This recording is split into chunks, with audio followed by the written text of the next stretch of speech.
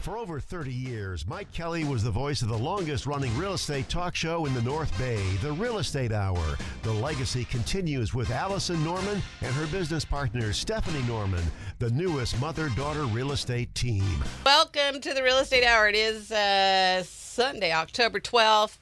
Almost halfway through October, suddenly already. Today we're going to take a look at the market as we usually do.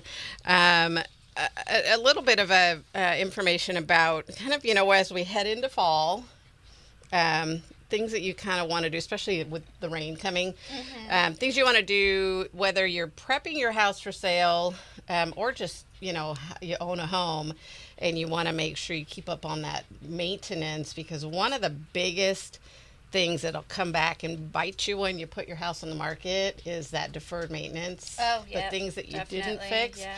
And then they get worse and they get worse. And we can tell you lots of stories about how people go, oh, but my house is worth so much more. It's like, well, it would be if you had done the repairs and not let it get, like a leaking, something as simple as a leaking gutter, like a gutter, like not cleaning your gutters can cause them to rust out, and then they're dripping down or they're overflowing, and then they're getting on the siding or they're going down between the deck and the siding. And then you've got the rot and the damage from that. And then it could get in there. We had one house where then the termites came because they like that damp. Yeah. That damp. And it was all because of this one corner that wasn't maintained, and the gutters were dripping through. That deferred maintenance will get you. And the roof, and the roof repairs, stuff like that. So we'll talk a little bit about things that you should be doing. And now as we head into fall, and things you should be looking at and looking for, whether you own the house and you're staying or you're getting ready to move, put it on the market, or if you're renting, and you want to give your landlord a heads up if things are happening. As somebody who hasn't been a renter for a long time, but I remember that you really would prefer not to have the landlord come over, so do some, just because it's kind of an invasion. It feels like an invasion of your privacy. It reminds you that you don't own the house. So little things to just give them a heads up so that, it doesn't get worse and that doesn't turn into a big thing. So this is information for everybody. So we'll talk about that. You had a couple of questions that you've been hearing from different buyers, and we were going to kind of talk about that. What is an REO listing? Yes. And if you have, if you have bad credit, if you can have adding somebody into the loan. More people to purchase something if it makes your offer better. Or your ability to get the loan. Yes, or right? your And that was ability to get the loan. So a lot of it is, not the REO, but talk to a lender. I can't suggest that enough, is talk to a lender. Yeah, because you fielded a lot of questions from first-time buyers, and we both do really, but I know a lot, you're kind of that age group that is really trying to understand home ownership and trying to figure out how they can afford to buy a home here in Sonoma County. And a lot of people my age they do not want to talk to lenders because they're not ready to buy. But that is not the point. That's not the point. Is that, I have talked to many lenders even before getting my license because I wanted to buy a home, and I got all kinds of different information, and none of them were like, okay, let's go buy a house. It was just this is what you need to do when you're ready. And a lot of it is going to be, you're not ready yet, but let's put you on the path to get you ready. Exactly, and the loan officers that we and lenders, direct lenders, they're really good about that. There's, of course, in every profession, there's some that are going to be pushy and annoying. We're not going to give you those names because we're going to give you the names of the people that we know are going to be the ones we know. They're going to take care of you, and they're going to get you ready onto that path to home ownership. And it might not be for a year. It might be like a 5-year plan, but it'll get you started, because the longer you wait, the higher the prices are going, and it just doesn't make sense. And even if you plan on moving and buying somewhere else, just to understand and know a lot of things that play into it: your job, your credit, your debt to income. And those are the big ones, but there are other things Yeah. too. And like, how long have you been at your job? How, are you kind of all over the place with your employment, or are you bouncing around in the same career, but it's consistent? You're just, Yeah. getting, advanced or better opportunity, but it's all in that same field. That can be helpful. Yeah, and figuring out your debt to income and where it should be to qualify for a loan. Yeah, do you need to pay down Yeah. school loans? Do you need to pay down a car? Do you need to pay off things? A lot of times they'll say you have to pay off your car to qualify for this loan. And we have that a lot of times with a buyer.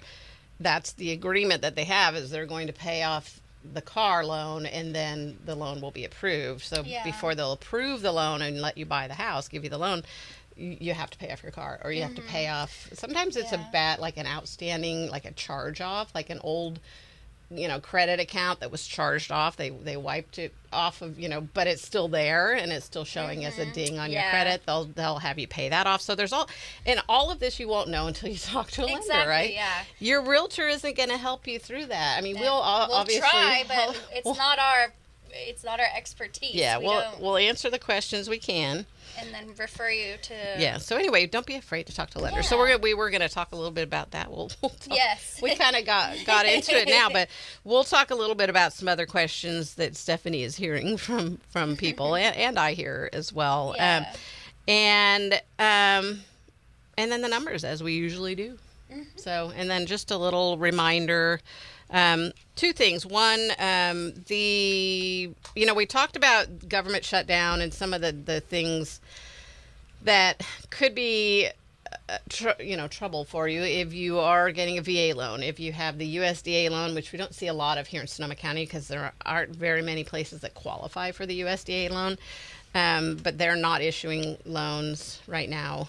VA they are, but they're very slow, and they're not. I think it said they weren't issuing their certificate of eligibility, the things that you need in order to get the loan.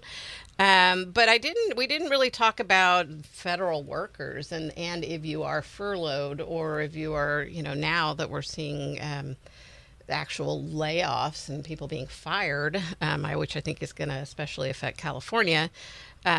For reasons that we won't go into, but we all know. But anyway, and I don't mean to laugh because it's a serious thing, but sometimes, as my mother used to say, if I wasn't laughing, I'd be crying. That was my sometimes mom's. all you can do is just laugh. Anyway, federal workers, just if you are furloughed, just check back in with your lender if you're in the process of buying a home, because I don't know how that's going to be treated by the lenders, if that's going to be, you obviously have income once everything comes back online. However, there's the threat of people being fired, or laid off. So that could throw a wrench into anything like that. So I don't know, and I'm not saying for sure. I'm just saying it's something to be aware of and think about, and I'm sure you are if you're in the midst of all of that. But talk to your lender, check back in with your lender, definitely. and let them tell you what you need to do. And sorry that you're going through that, and it really is. It's just a mess right now. But anyway, okay. On a lighter note, let's talk about. Before you mention that, I was going to just take a break, but yes, mention what you're. going to throw in there that there was an event today, I believe, in Sebastopol. 1 second. Do-do-do. Do-do-do. Well, while you're doing that, should we take a break and then we'll talk about it when we get back? Or do you have it? I have it right Okay. here. So it is Abundance Farmers of the Future Harvest Festival, Sunday, October 12th, which is today, 12:30 p.m. to 5 p.m. in Sebastopol. It is a community gathering support of the Sebastopol Community Cultural Center's youth programming, and there is a $5 entry fee for kids 17 and under, $20 for adults, 25 at the door, and $10 seniors 55 plus, $15 at the door. And yeah, and you can check that out on our Facebook page, The Real Estate Hour with Allison and Stephanie Norman. And also Perfect. the Happenings Sonoma County has events as well. And there's also the pumpkin patches happening. Yeah, so don't forget about those. Get Go out get there. your pumpkins. Get out there while it's not raining. I think isn't the thing in the city the Canadian Oh, the Fleet Week? Fleet Week. Thank you. My goodness, I was stumbling through that. Fleet Week, which the Blue Angels aren't going to be there this year, which is unfortunate. But the Canadian snowbirds, I think, or snow geese. I hear they've been putting on a really good show. I think today is the last day. I'll double check that, or you can check it yourself. Take a look at Fleet Week, but a good time to go into the city before we get some rain this week. We'll talk about a couple other things, something happening with the North Bay Honor Flight I want to make sure everybody's aware of, and all that when we get back. I'm Allison Norman. I'm Stephanie Norman. We're the Norman Home Team, and you're listening to the Real Estate Hour. We'll be right back. Good morning. We're back. Good morning. Welcome back to the Real Estate Hour, Sunday, October 12th. Joe just pulled up on the computer. Fleet Week is going on till tomorrow. There's some stuff happening also. Yeah, they say ship tours and a high school band challenge. That's all for tomorrow. Okay. I thought they weren't doing the ship tours, but maybe they... Well, because of government shutdown, but I know they do still have the maybe they do, but they will still have an air show even though the Blue Angels won't be there. Thank you to our neighbors to the north, the Canadian snowbirds, I think, or snow. I'm sorry, I'm saying it wrong. Does it say there, Joe? What's the Canadian something? It's the equivalent to the Blue Angels. They put on a fun show. I like a good air show, so yeah, it's fun to go to. Didn't make it out there this year, but looking forward. I've been already seeing some nice pictures. But anyway, there is an event coming up on the 15th, which I believe is Wednesday. And the North Bay Honor Flight. So the Honor Flight's a program that's been going on for quite a while, but it's... just the last year or so, the North Bay Honor Flight started their inaugural flights, and what they do is they take war veterans to their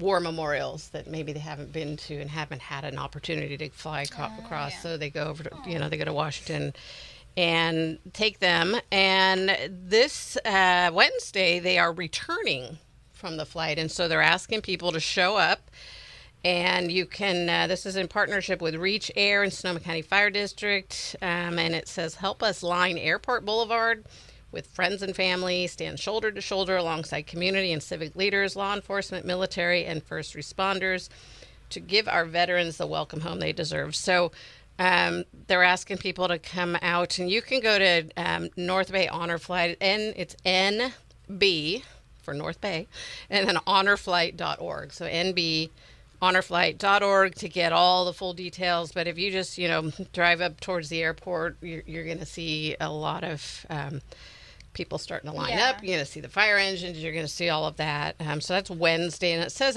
around 4:45. So with things like air flights and airlines never can guarantee it's going to be on time, but they are saying around 4:45 they want people to show up, start lining up. There's going to be a lot of people out there, and it'd be great to give our veterans a nice welcome back from the honor flight. It's a really cool program, and they also are always looking for donations. They're looking for volunteers. They're looking for you can apply to be a pilot and help fly some veterans to different areas. And anyway, all of that you can find out at North Bay Honor Flight, and it's nbhonorflight.org. Okay? So there you go. Let's take a look at, I think that's kind of all we had for events and things and community things happening, which we always like to, when people go, oh, this is a real estate hour. What do you mean? Actually, we don't ever have anybody say that, but I feel like people might be, out there saying, why are they talking about other things that aren't real estate related?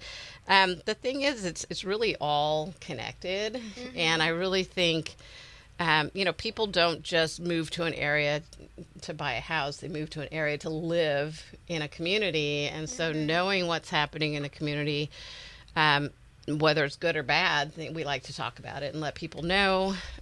So you really, I think, as I always say, the health of the community it directly reflects the health of the real estate market, and vice versa. If we're having a really down market, it affects things. It affects property taxes. It affects, money that's going into all of the infrastructure and resources in the community. So anyway, right? That's why we talk about that stuff. Okay. Community is very important. Moving on, let's talk about the real estate market and what's currently active on the market right now. We're going to throw some numbers out at you. Don't worry about writing it down, because you can go to our Facebook page, and Stephanie will always transfer that over onto a post on our Facebook page, which is the Real Estate Hour with Allison and Stephanie Norman. But I try to get it the same day, but not always. But it'll always be within the same week. It'll be usually by the second day. But yeah, she's actually usually pretty good. And then Joe always puts our. I know that's the same, not the same week. The same goes for our YouTube channel. I try and get it up by Wednesday, but But anyway, Joe, on the other hand, does it immediately after the show. He'll put up the recorded version of the show onto the podcast. We have a lot of people that can't listen. Maybe they're going to church, or they listen on their way to church, but then they can't listen to the whole show. Yeah. So you can always go to ksro.com and then go to the shows. You click on the little hamburger menu, little tab down, click on shows. And then you have to you can either look for Sunday, click on that, because it'll show you all the shows that are on Sunday. Or you can go to the Ask the Expert tab and look for the Real Estate Hour with Allison and Stephanie Norman. And you can find the recording immediately after that. Anyway, onward. So what's happening in the real estate market right now? You could get out, look at houses today, and you could put an offer on one of these active listings. So single family homes, there are 1,019. That number is a little bit down, but it's still quite a bit higher than we've seen in a long time. And then the median price of those that are currently active on the market is $1,200,000. The in escrow single family homes that are in escrow, there's 333. The median price for those is $849,000. Those numbers are pretty consistent with what they've been.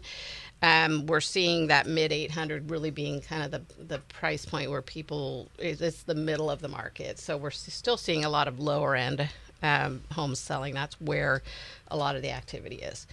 And that brings that number down. We have a lot of high end homes on the market that really, honestly, if you're looking for a place to get a really good opportunity to do some negotiating on a purchase, that higher end of the market, $1 million and up, is probably a little higher than $1 million up, like up to like $1.2 million, $1.5 million, somewhere around there. You're really kind of moving into an area that's moving a lot slower. So you may be able to negotiate a little better on that part of the market.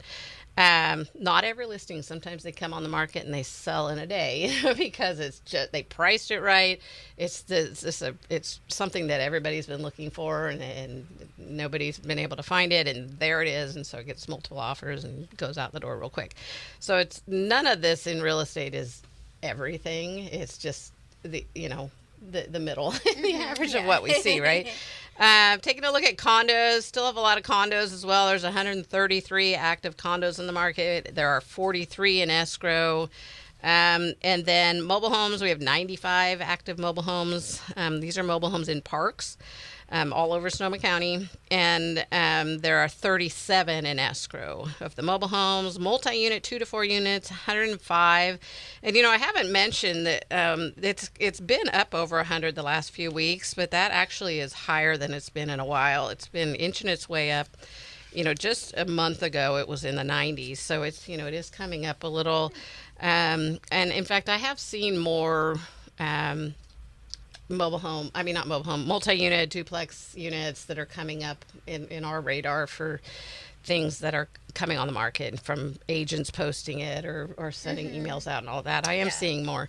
28 in escrow, so still not a lot selling, but that's pretty normal and pretty much how it usually is in that multi-unit market.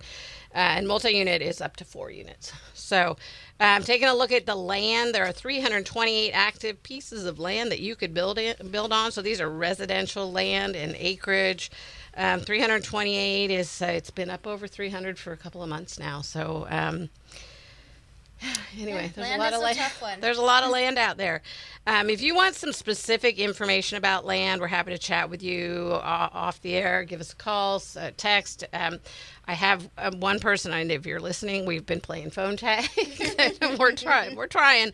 Had some specific questions about some things that we talked about last couple of weeks ago about the things you need to be aware of when you're buying land. So I'm happy to have that conversation. An email, if you send me an email or a text with your email, that's the best way to connect. And then, did I say there are 30 land listings that went into escrow? So we're going to do the hot sheet or the market snapshot when we get back, I think, because I only left you with less than a minute, which is not enough time. Which I often do, sorry. But anyway, I think it's important to not just throw out these numbers to really explain what the numbers are about, because nobody wants to just listen to a bunch of numbers. So I guess some people do.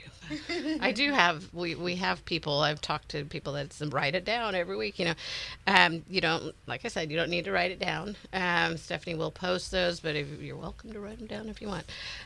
So when we come back, we're going to take a break for the news, but when we come back, we are going to look at what happened just this last week, because we like to keep a track of that as well.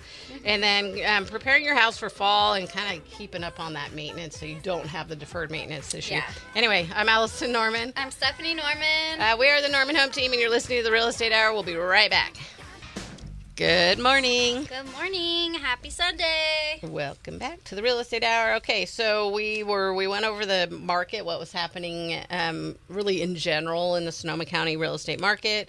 Stephanie takes a look each week at what happened from Sunday to the next Sunday, right? Yes. So for the Sonoma County single family residential hot sheet or snapshot from last Sunday to this Sunday, we have for new listings 94 with an average list price of $899,000.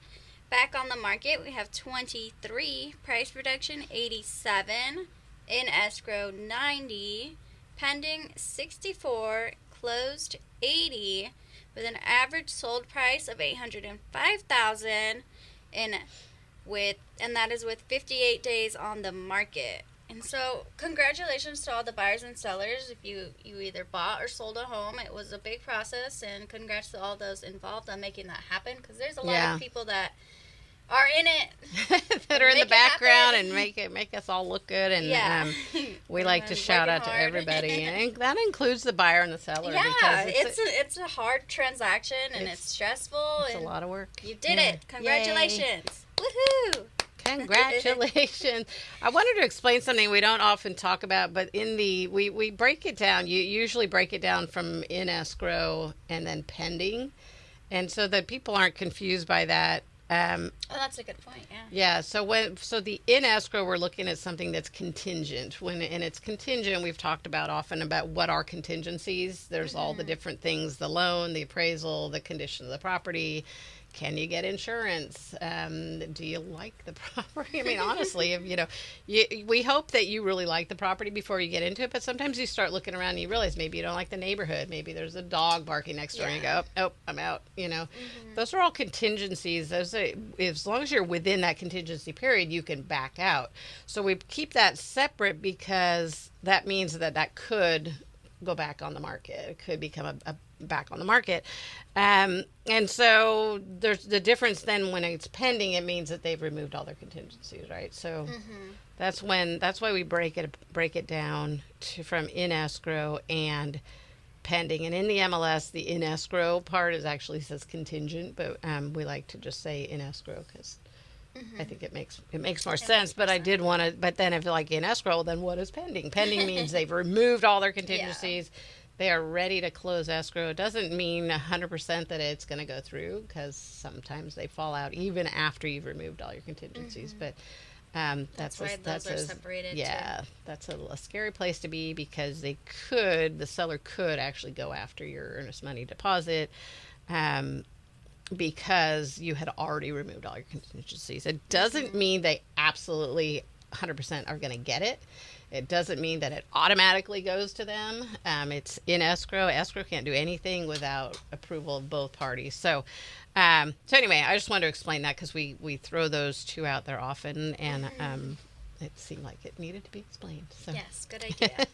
All righty. So do you want, before we talk about the fall, getting ready for the fall, let's talk about the stuff that you have kind of run across over the last, last little while. People asking you questions. One of them was, what is an REO property, and is it easier to get? Right. And REO stands for real estate owned. And that's the R, real estate owned. And that's how the bank keeps it on their books. It showed that it's real estate that they own because they took it back, basically. So now they own it. They don't like to have it on their books. They want to get rid of it. And it doesn't necessarily mean it's going to auction right away. Right. Correct? So yes. Sorry. It depends. Sometimes it'll go to auction. Sometimes it'll... almost always it'll go to auction, but a lot of times they'll just buy it. And then people think, oh, it's a bank owned. Let's look, they'll say, oh, let's look at foreclosures because we're going to get a better deal. Well, that may have been true in 2007, 8, until they figured out that by throwing these things out there, so like I said, REO, it's how it is on their books. They don't want all this owned property on their books. So they were dumping it really cheap. People could get a really good deal. What that did is it just acted like a vacuum, and it just sucked every other listing around it down in value. And it had a big part to do with what happened when back in the market of 2008, 9, 10. Because it just was like a siphon. It just, everything came along with it. So a year or so into that, they said, I don't think we should be doing this anymore. Let's, price them at market value. Of course, at that time they had already, it wasn't just that did it. There were other contributing factors, but they had already kind of, damaged. The damage was done.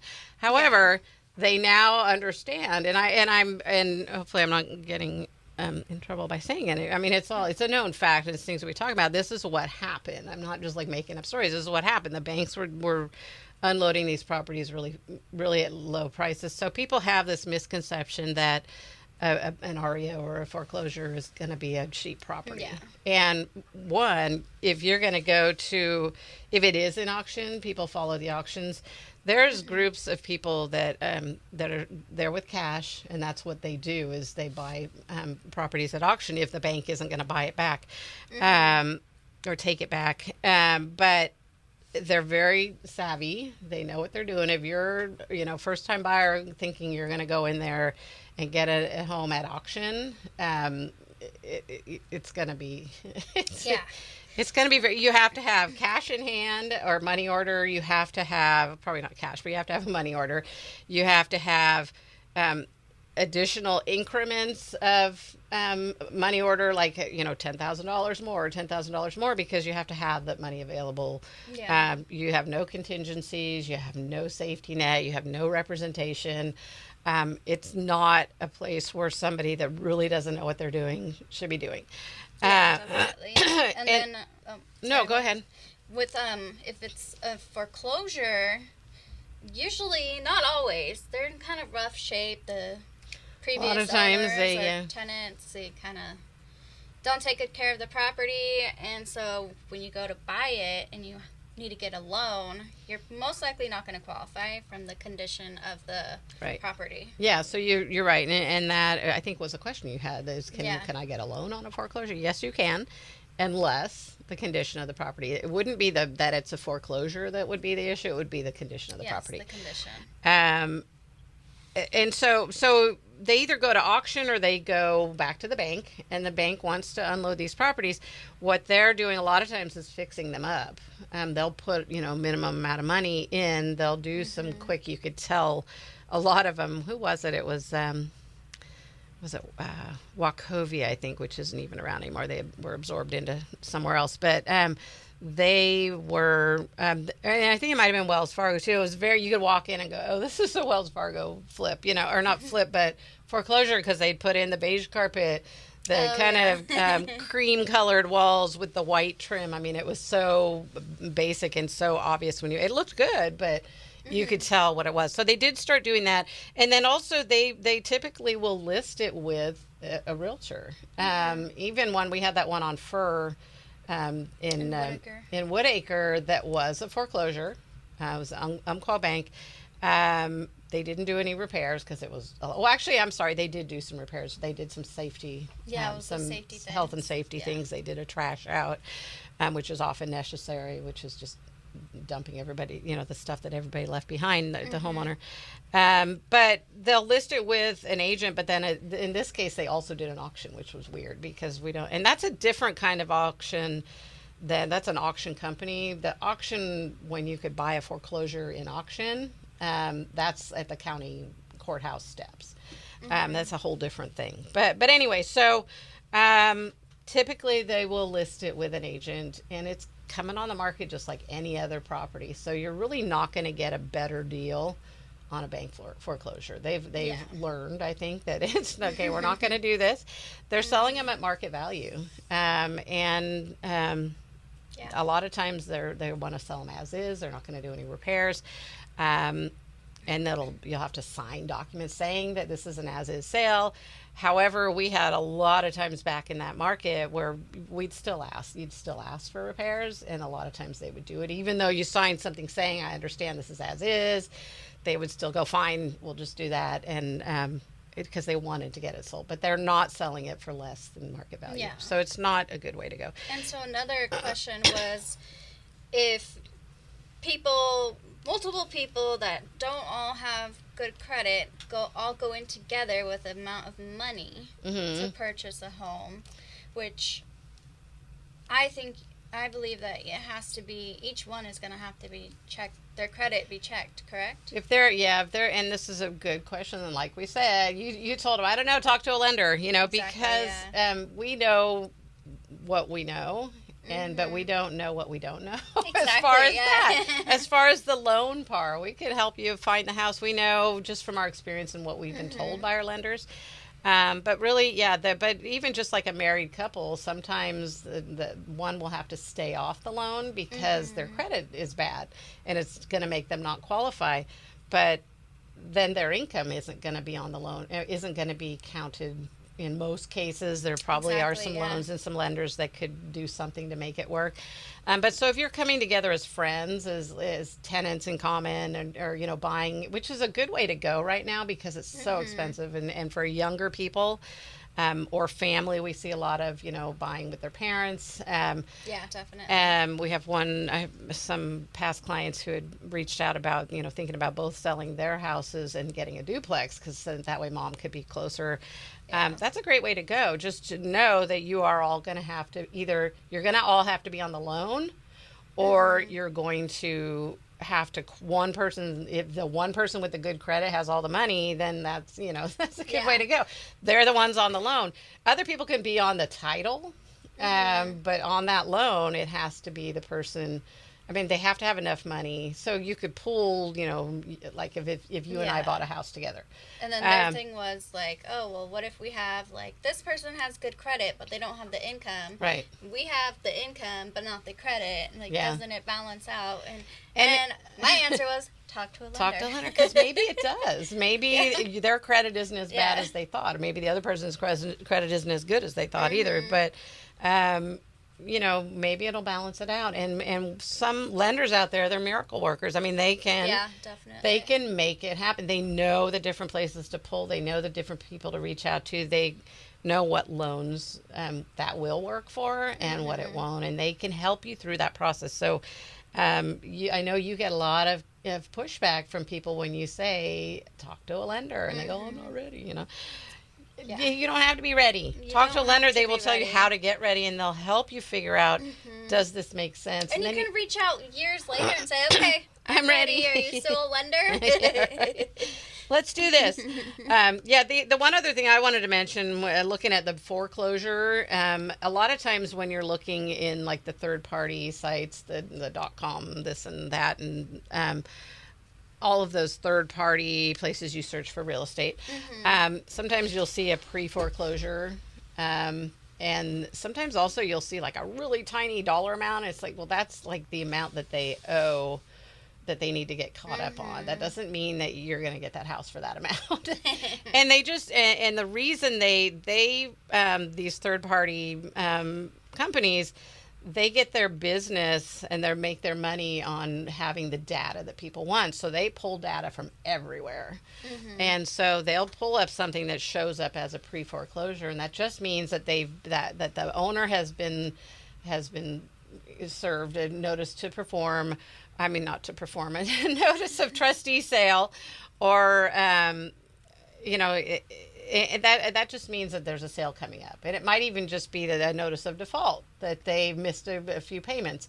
That doesn't mean you're going to buy that house. It doesn't mean it's going to come on the market. It just is. It means this is happening. And it's really it's not even that helpful to be there, except for maybe a realtor that is going to go reach out to that person and say, hey, I see you're in foreclosure. Or you've been served a notice of default or a notice of trustee sale, which means that the notice of default is up and now it's going to trustee sale, and that is when it goes to auction or the bank takes it back. So that doesn't mean, and we see, I've had over the years people say, oh, what is this one? It says it's a pre-foreclosure. That just means that this person is going through something right now. They're trying to get caught up, or maybe they're not, and maybe it'll go to foreclosure. That doesn't mean it's a foreclosure. Yeah. And I think it's important points that you made, that just because it is a foreclosure doesn't mean you're going to get a better deal. You're going to get in there without all the other buyers that are looking and all of that. It's not. It's not. And in most cases, they're just going to list it with an agent, and it's going to come on the MLS just like everything else. So. And then I was just going to say, talking about lenders, I really, really suggest talking to a lender. But also, as if you hadn't said it enough. I know. We know a lot of good lenders, really good lenders that we can refer you to if you need one. And they're not. The thing with when I tell, it's mostly buyers like my age. Yeah.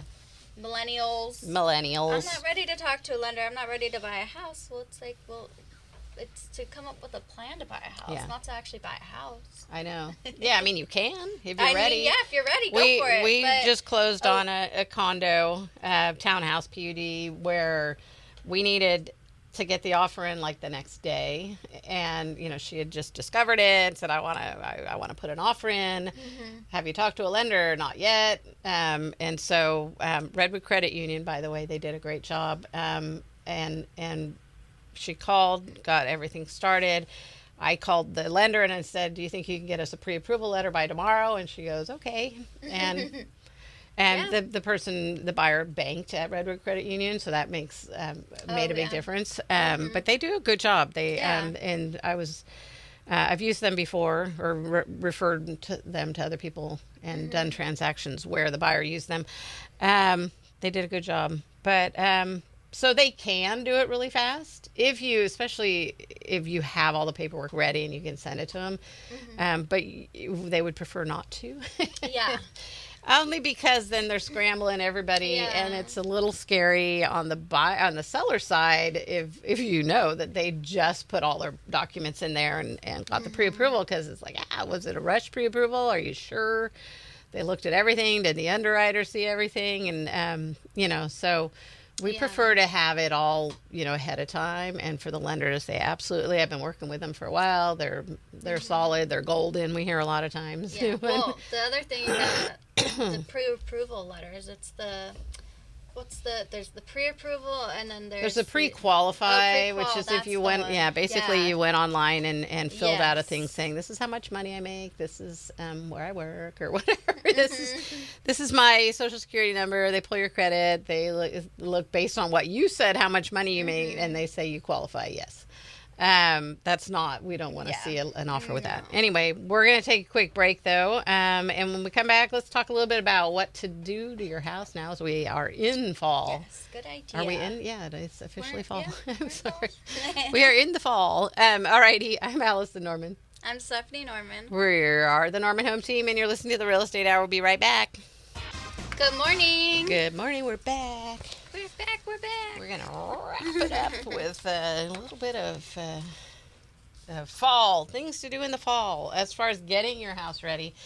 Or, like I said in the beginning, not necessarily getting it ready for the market, but just, if you are a homeowner, these are some of the things you should be doing. But really, first I want to kind of start out with just, if you are getting your house ready for the market, we talk to a lot of people. We go over to people's houses a lot and say, even if this is another thing you can do ahead of time, even if it's not, you're not selling right now. But if you want to do some improvements to your house, like, should I replace the carpet? Should I redo the kitchen? Should I get all new appliances? So, so we answer a lot of those questions, and you can do that ahead of time. Absolutely. But when you're when you're getting ready to put it on the market, really one of the first things you want to do is just focus on cleaning, decluttering, opening up spaces, opening up windows. If you have dark blinds and you have, just really open the house up, right? Because you don't want to walk, especially in the winter. It gets dark early. We have a lot of times, people that can't look till they get off work. Yeah.